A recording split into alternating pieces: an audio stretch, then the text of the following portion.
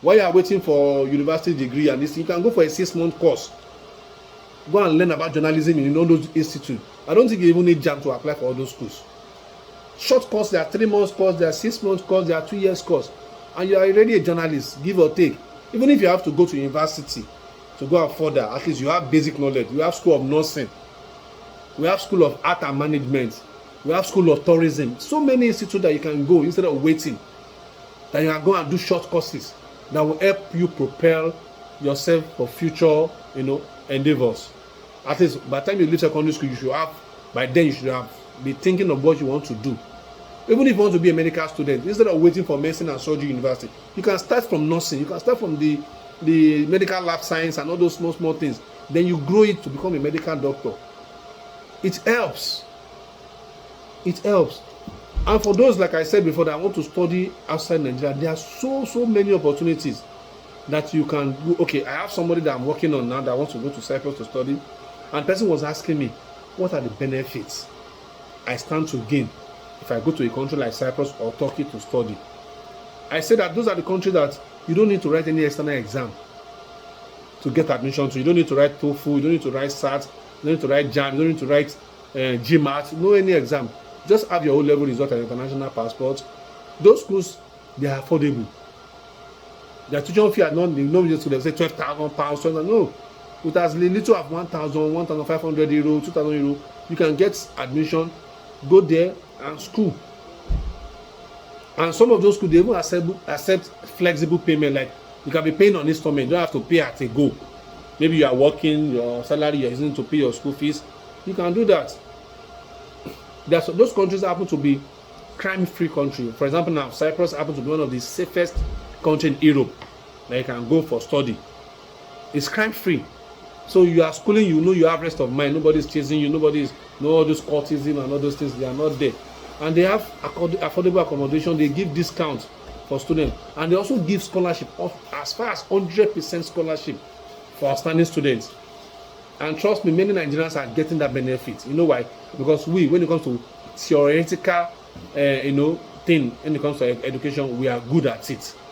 Nigerians are good when it comes to education. We are brilliant. Go to schools, go to Europe, go and see them. Distinction coming out with flying colors. Although when it comes to practical, we may be lacking behind, but no, Nigerians we read, and we read very well. And that's why sometimes they always want Nigerians. If you see, go to other countries, you see Nigerian doctors topping the leagues. Go to UK, the most popular black doctors they have are Nigerians. Same thing with US. It's because when it comes to this thing, we know they've groomed us back home.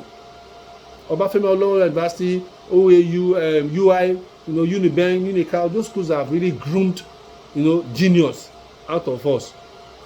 So when we get to that country, we're always exceeding because of the knowledge we have. So my encouragement for you that are listening to me out there now is make it a point of priority for parents. Give your children a better education. If you do that, it is you that will benefit more. If you see the way people are jackpotting now, like they used to say, people are looking. Nigerians are not lazy. That's one thing I know about we. Nigerians are not lazy. We are hardworking people, and that is why people will always want to embrace us. Although we have some negative people that always give Nigeria the bad reputation, people that want to go and do illegal things out there. But give or take, we still have people far doing greater things abroad, and there are so many opportunities for those that study outside. I have a student that happened to be a boxer in Nigeria. He do all this street boxing, but when he traveled outside Nigeria, he was able to professionalize his calling, which is boxing, and he's doing very well. He's even doing for national team there now, and they are making waves. So those are the things we are trying to encourage us to do. Let's take opportunities serious. Let's make sure we take education as a priority. Don't say because people are not going. No, some people now they're not using one slogan now. That's I pity for people that use that. They'll say education is a scam. Education can never be scam. Education is the bedrock of every individual. We see what is happening with our president now, which is the certificate saga with CSU. Some people are saying he didn't go to school. Some people are saying he went to school. Issues upon issues. If it is not important, it will not be on the table. And that's why now that we are still young, we are still agile, and we still have a refreshing memory. Don't let us make the mistake some of our leaders have made. Let us get it right from now. no matter what you want to do, no matter what you want to be in life, even if you want to be a mechanic, education is important. Go and see people that are mechanics that are educated.